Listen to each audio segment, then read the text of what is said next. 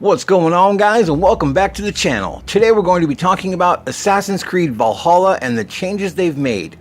This is franchise evolution done right. Stay tuned.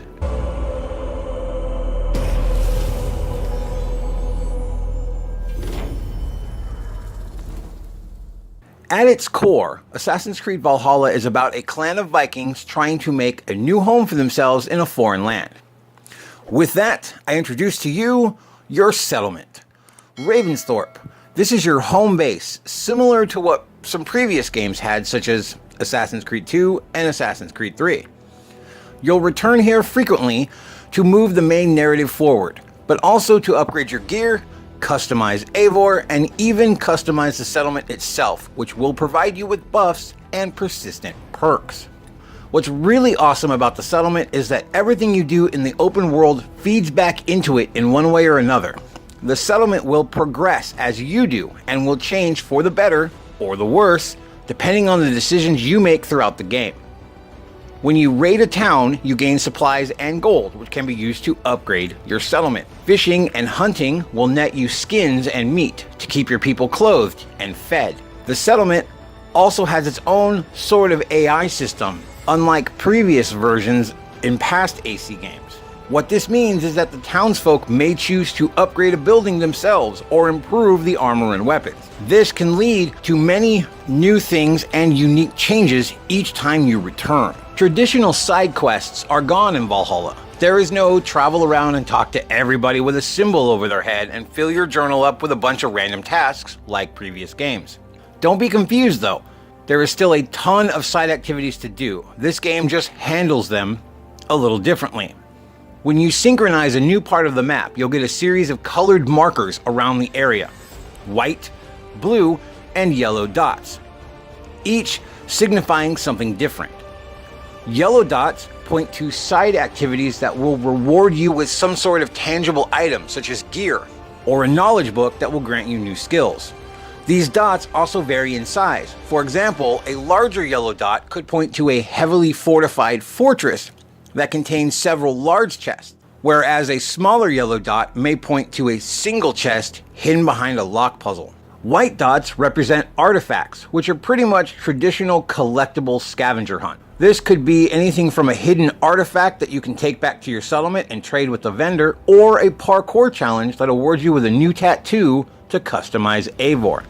The blue dots show you world events. These are the closest thing to traditional side quests that Valhalla has to offer. World events are incredibly varied and can be anything from a quick mini-game to an encounter with an NPC in the world, or even a boss fight against a mythical creature. Some of the NPCs you run into can be rather unusual, to say the least. For example, this lady here wants you to collect viper eggs for her to eat, just so she can release a massive fart to torture the people living above her. Yes, you heard that correctly. Yes! Oh, I knew I would regret this. Another NPC was a lady in a tower who gets her kicks out of pretending to be in trouble and getting other people to save her.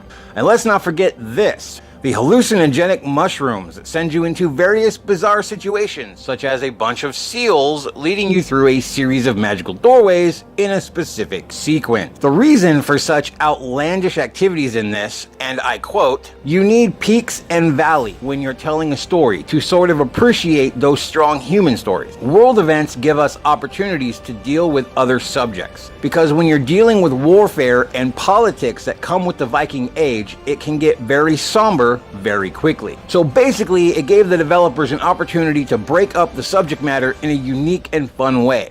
Add in some humor and lighthearted fun. This approach also makes traveling around the map feel a lot more natural and a lot less overwhelming. There is no longer a massive backlog of quests to complete, so you can just explore at your leisure and enjoy what you want to enjoy at your own pace. They stated that it was decided early on that they wanted a clear differential between this game and other games that use a similar formula. So instead of having what feels like a checklist of things to do, they make things more varied with a shroud of mystery, so discovering things feels more surprising and rewarding.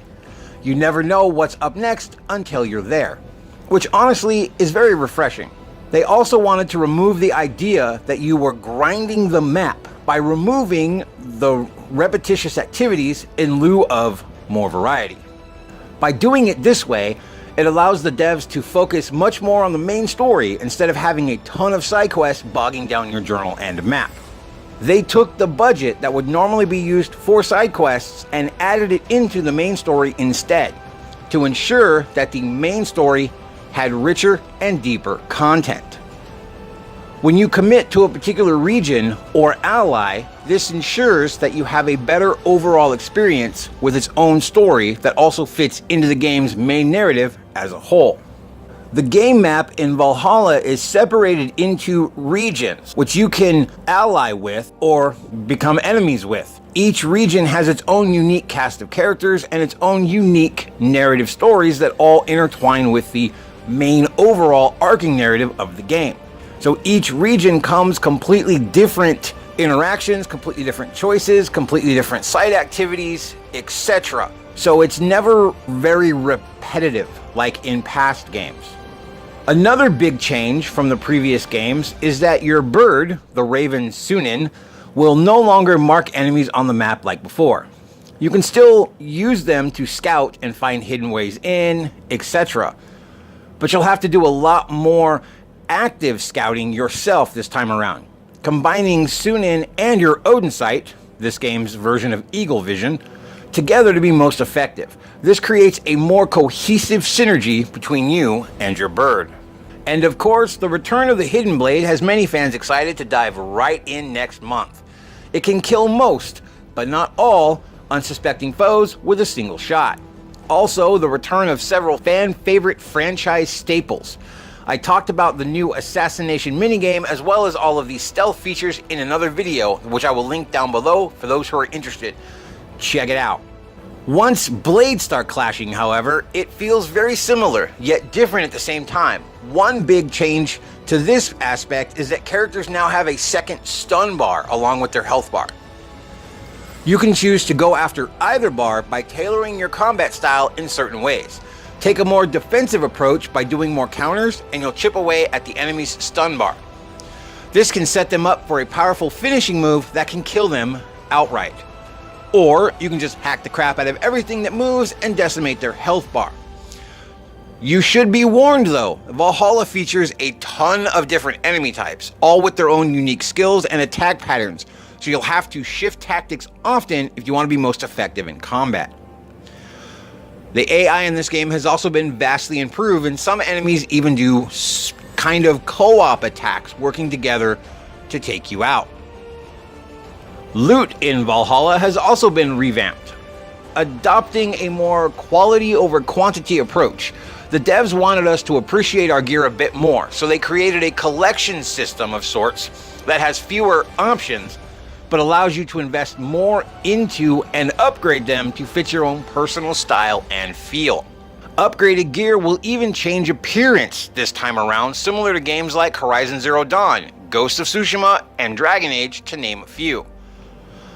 All in all, Valhalla is shaping up to be an amazing addition to the Assassin's Creed franchise, and I'm very excited to dive back into it. What do you guys think of the new changes, and are you excited for the game? Let me know down below. Anyways, as always, thank you for watching, and I will see you all next time. Later.